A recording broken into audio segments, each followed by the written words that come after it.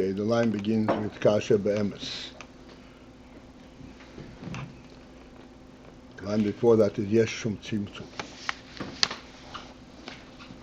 Zavas ham tzimtzum hametzius hu alidei hatzimtzum. Okay. Yona's question. Yona's question is, why do we describe the avodah of nefesh elikis as mesiras nefesh, where in fact the nefesh elikis is drawn to Elokus by its very own reality. Therefore, it is in fact satisfying its own interest. It's not in mesiras nefesh. That's a question? Yeah. No.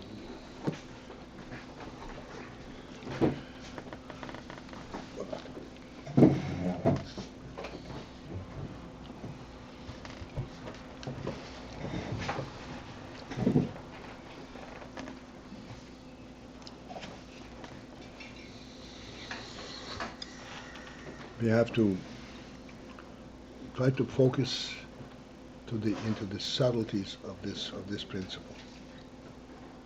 The question is clearly a valid question.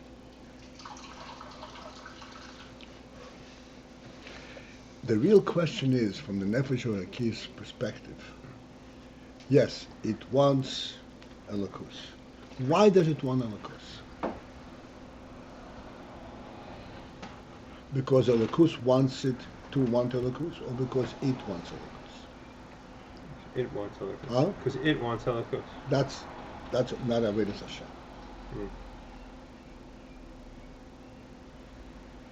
Who initiated the entire creation?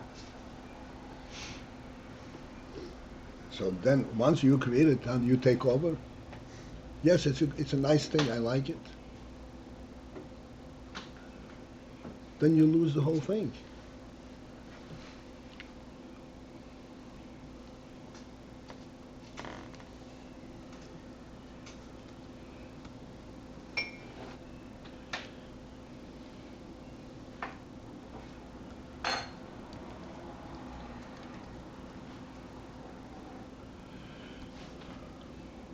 To give us a little bit of a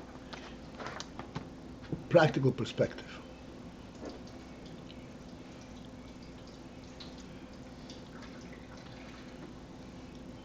Elokus is Mimale Kol Almin.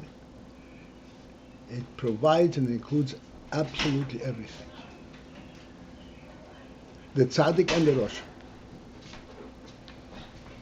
Nefesh Elikis cannot tolerate the Rosh. Can I tolerate what? The Rosh. Russia.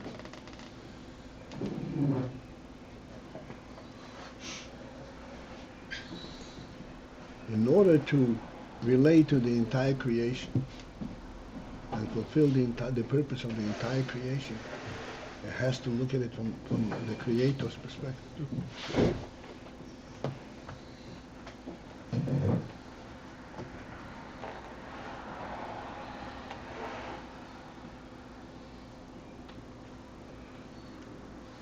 I had an instance where someone was discussing with me a very painful situation where the child is going off the path. It's not behaving properly. So he said, I'm going to tell him get out of the house. So I said, you must never do that. He belongs in your house in exactly the same way as the finest and the most obedient of your children.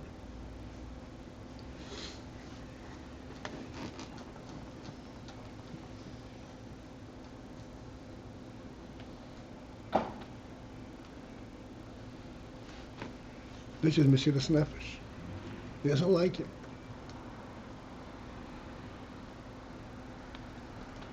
reminds me of my own failings. Who knows what?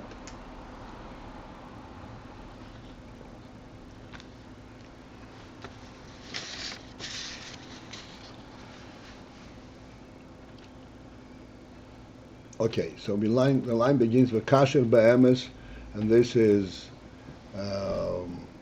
approximately 11, 12 lines from the top. 10 lines, okay. So we speaking from in terms of the Iyar from the seed of Avodas Hashem, of Mesiras Nefesh. So we say Havaya Echad. Havaya Echad means that Havaya permeates the entire existence. Nothing in the existence excludes his presence. In no way at all. Doesn't even minimize it. Even though the creation came about to the Tzimtzum. The Tzimtzum only permitted the surfacing of these entities. But the true godly presence is absolutely embracing everything. Embracing everything, and it enlivens everything. It is Memale Kolam. Memale Kolam means, I'd like that we should try and understand this one the way to talk about Kolam. Memale Kolam means that absolutely everything, every less detail in the world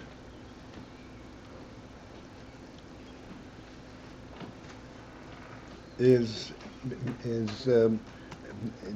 present and represents a godly element. That's maybe Malik.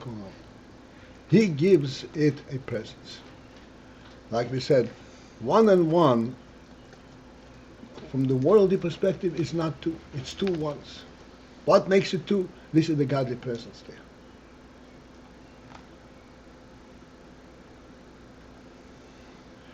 Kasher be'emes ein elikim. But then, when one recognizes be'emes, in absolute truth, we already discussed this usage of the word be'emes. Be'emes does not mean an outright, the opposite of the outright lie. Be'emes means contrary to what appears on the surface. On the surface there is a tzimtzum. On the surface there is a world.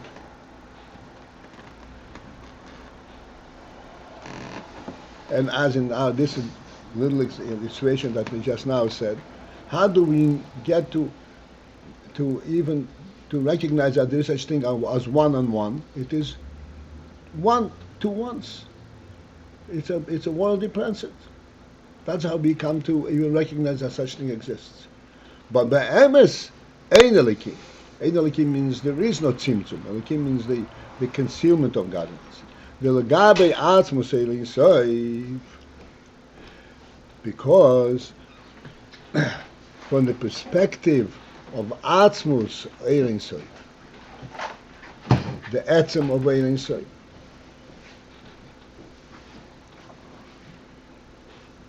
what is the etzem of ein soif? This is not the Ein Sof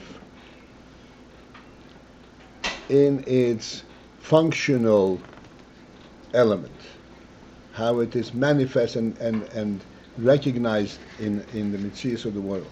But the Etzem, as we discussed recently, we discussed in the past, Etzem means its own truth. That does not leave the source. Like we say in the mashal of the host, that the real gift of the host for the guest is not anything that transfers from the host to the guest. It is his very presence. Gabe atzmos ein soif ein shum dover malim o mastik klal. Nothing conceals at all. No tzimtzum conceals and hides and camouflages the atzmus element.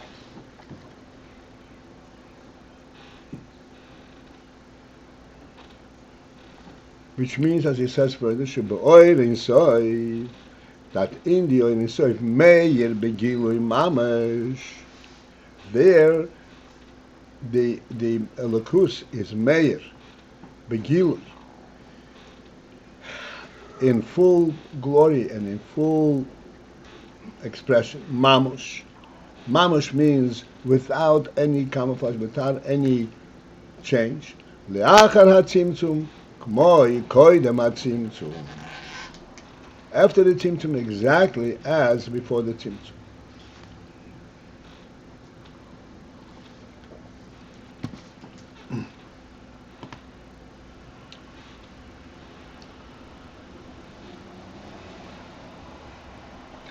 Like we said in Nam Sholim. I'm mentioning it again, so we have some kind of a focus.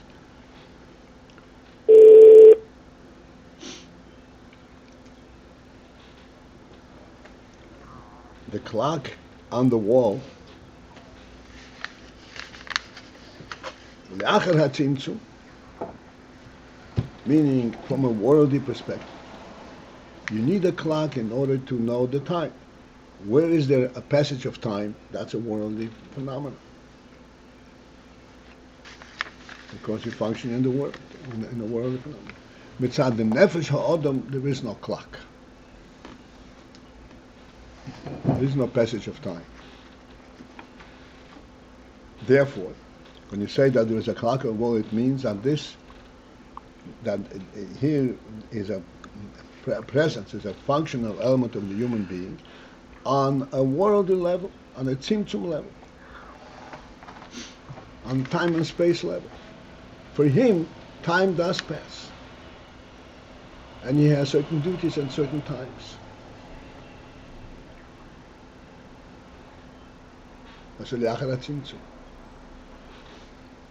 But be'emes, what does it represent?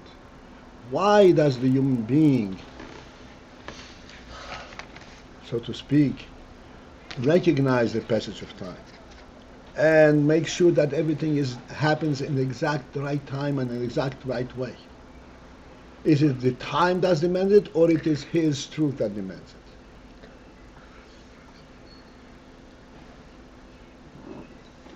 Time doesn't demand anything. It is the truth of his presence, because he is a true human being.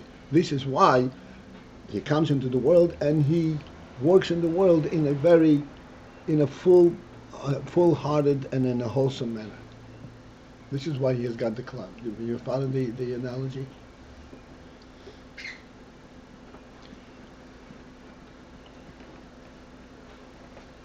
Like we say, you eat with a spoon and a fork and a knife. You eat in a certain dignified manner. It's because the dignity demands it, or this is your creation. This is the human expression itself. This is a proper expression of the human being. Of the human being. Has not changed at all.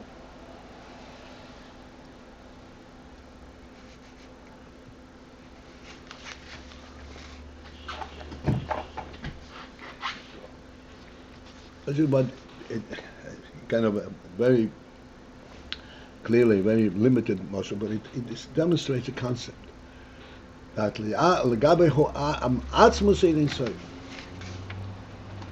there is no tzimtzum. Yeah. The shebe'oyin soif, the Beis there, instead of the hay. What's shebe'oyin soif meir? And not she'oyin soif meir.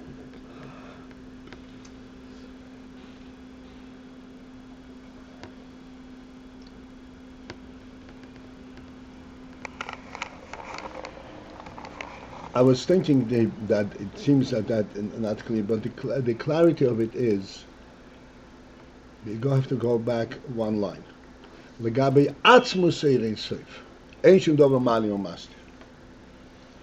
Gabe the etzem of Ein Sof, which means in the Ein Sof is meir the atzmus begilui mamash. Even though it became oil and it spreads everything and it's memale kol alma, but within that oil is meir begilui mamash, the etzem of it. Why is it there? Not because under the circumstances this is how you're supposed to do it. This is all initiated by the etzem.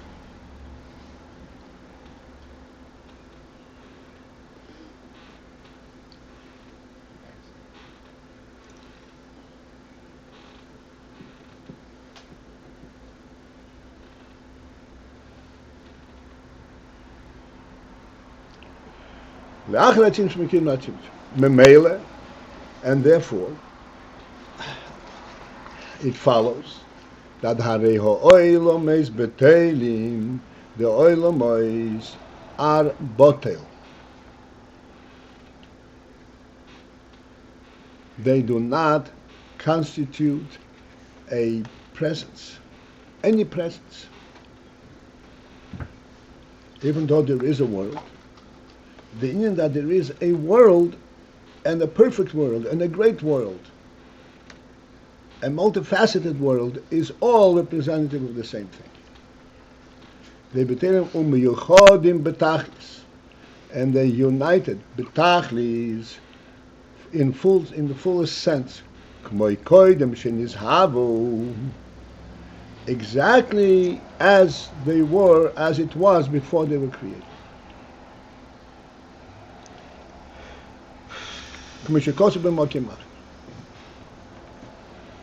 Again, what is our means of grasping, of relating to this statement? It is our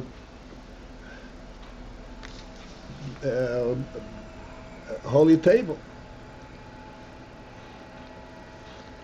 When a human being uses a table, he is not using anything external to himself.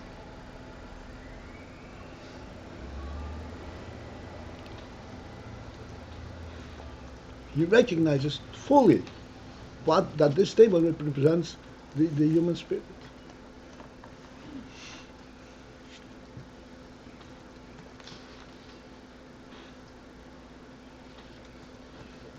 Does not perceive that under these circumstances I have to sit by a table.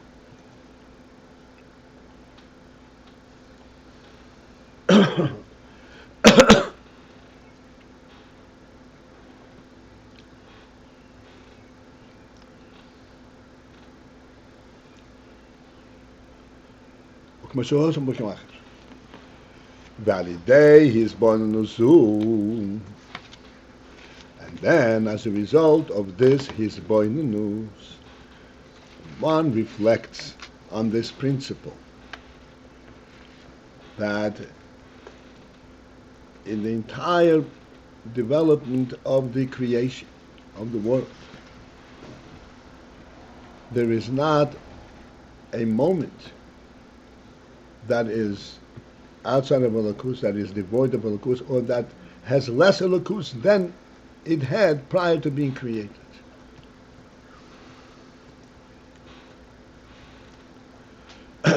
Then, as a result of this, his bonus, Nase ha-beetle b'neshama, that affects a beetle in the neshama itself. Even though it is the neshama that recognizes this.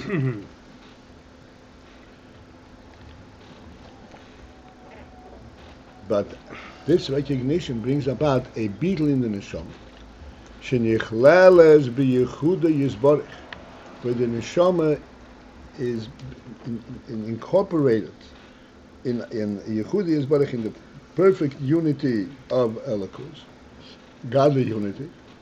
The beginner's beetle in a manner, at a level of beetle that's called kule kamei kulo chashiv mamash. Kula kamei, kula means all, everything. Kamei, in his presence, from his perspective, kilo chashiv is considered like nothing.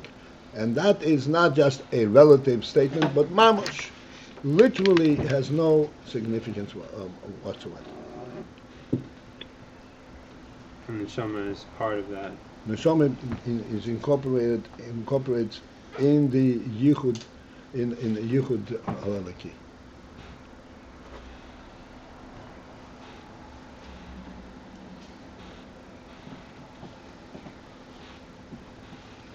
This is what I recently said, Tanya, that a person shouldn't be yotzim in a klal.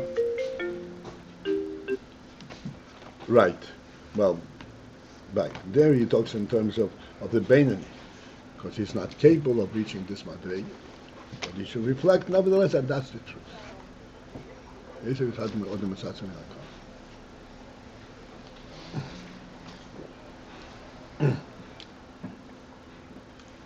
We have, again, a moshel that brings this to kind of to life. Let me say that in sight you can see at a glance an entire expanse, an entire panorama, consisting of thousands of little entities, and you see it at a glance in one instant. And we say, how is that possible?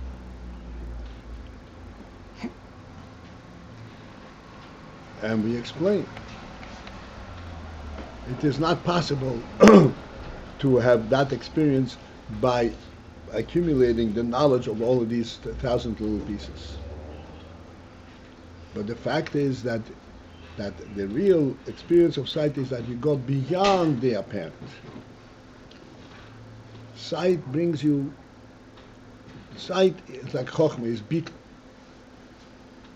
It recognizes the beetle of the apparent, of the tangible, and it sees what enables it to be.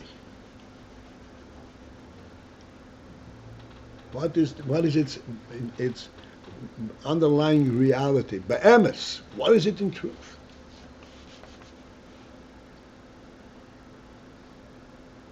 And then it ceases to be a mitzias.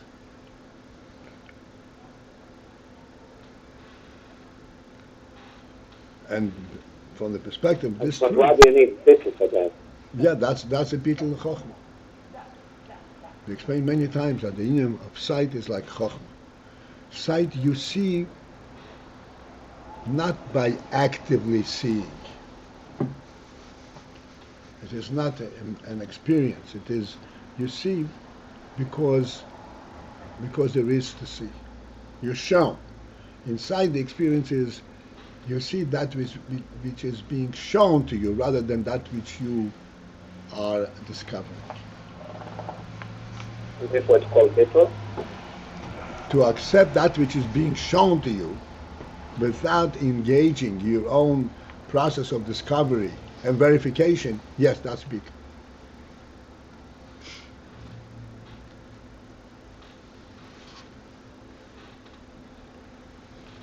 That's not an automatic thing. Excuse me? It's not an automatic thing. You have to achieve that. That's an experience that you have to work to achieve. No. To be able to see like that. No. To be able to understand what that entails, yes. But the sighting itself, that is a koyach hanefesh. Well, Everyone sees at a glance the entire panorama that is in front of him. He doesn't realize the significance of it.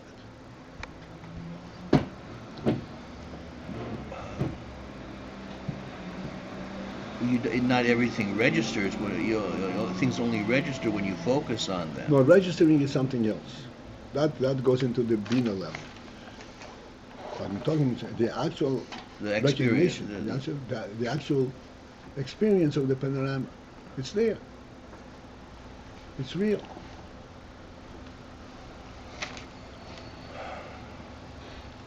This is perfectly natural, so to speak. It's natural because we have in our nefesh that type of reality. That's why it's perfectly natural.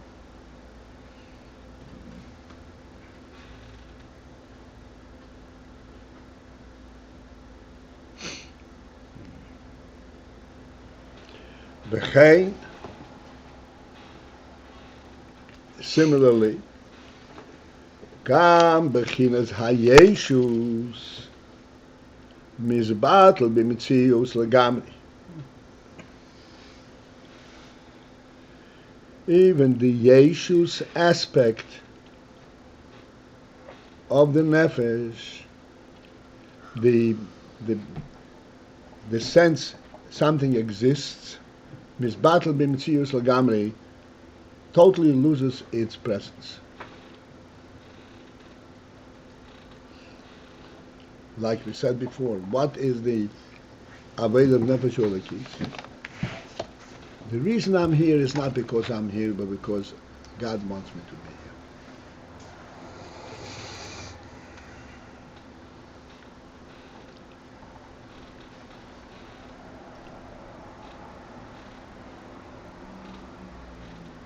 here. Okmeisha Kosov, and as the Posik expresses it, Kolo she'eri ulavovi. This is a Posik in Kine. Kolo she'eri, Kolo means it goes out, expires. She'eri, my body, ulavovi, my heart. And the translation in Targum is Ishteitzi Gushmo. That the Gushmo, the present, the Gashmi is Ishteitzi, is nullified.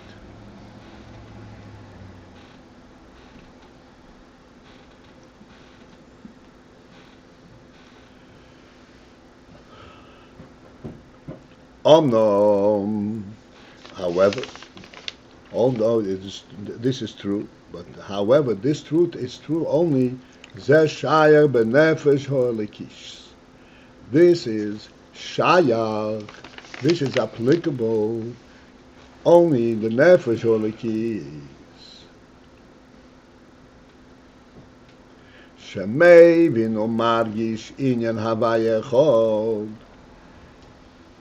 where the Inyan of Havaya Echad is understood. Not only it's understood, but it is recognized and sensed. There's absolute reality of Havaya Echad. V'nase habitul, and as a result, that affects that there should be this bitul. B'chinas kula kamei kolochashi. And in this manner of kula kamei kolochashi, that they recognize exclusively the godliness and no other mitzvahs.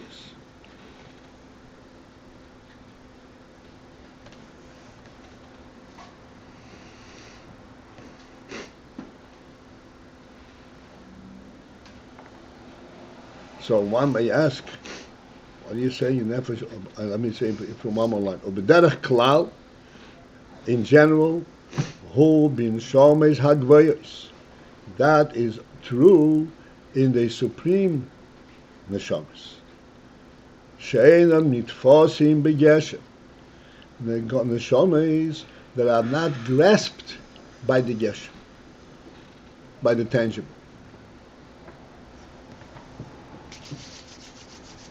The tangible does not in any which way substantiate reality for them. The reality is on a godly level, not in the tangible.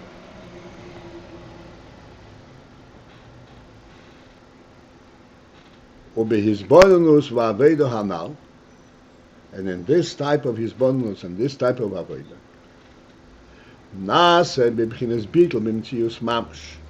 then, as a result of this bonus, because of the neshamas to begin with are not nitfas begeshem,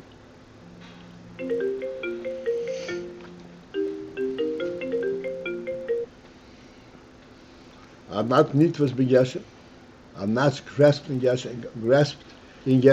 As we said before, the geshem does not in any which way substantiate its presence.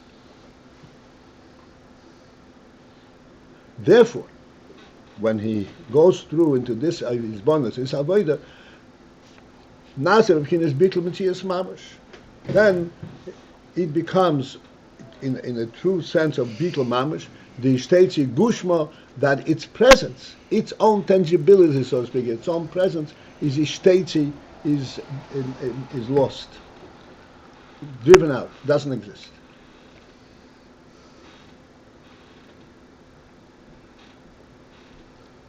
Now, we have to clearly explain this in, because we just now learned it, and seemingly we understood what this is about.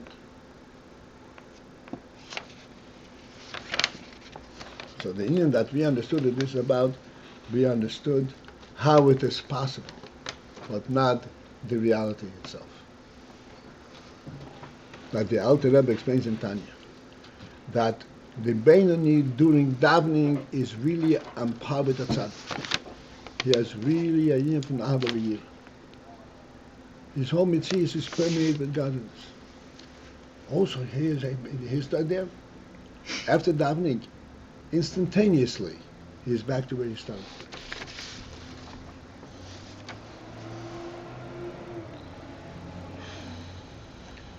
But at tzaddik is nishamah. This is the pshat, this is the phenomenon of seichel. That in seichel, you can actually delve into the perception the way it is inside the nefesh, the way the chokhmah knows it inside the nefesh, and actually step into that reality. But that is only because you're now preoccupied with this reality. Not that this is what reality is to you.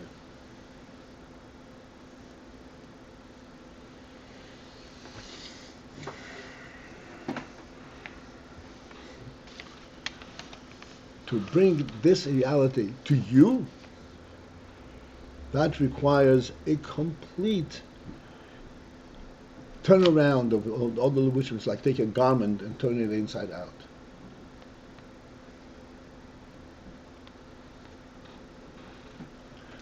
And that would be considered avodah of the nefesh halakis, what you're describing now? Yeah. That would be the avodah. Well, yes. But the nefesh halakis is always underrated for this. Nefesh halakis mitadatzmi is underrated for this.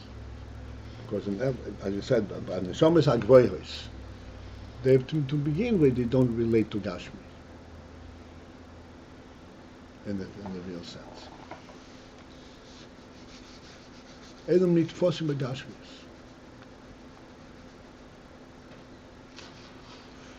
To be continued in Mitzvah Shem. Tonight is Thursday, so in Mitzvah Shem we will meet this night tonight, yes. Does that mean to say that all nefesh halakis, nefashos halakis do not relate? You're saying it's always on the ready, but is that true only by what he says here, by neshamas gavoyos, or that's... This Inyan is by neshamas gavoyos. Nefesh halakis on the lower level is capable of reaching it, but it's much more available. And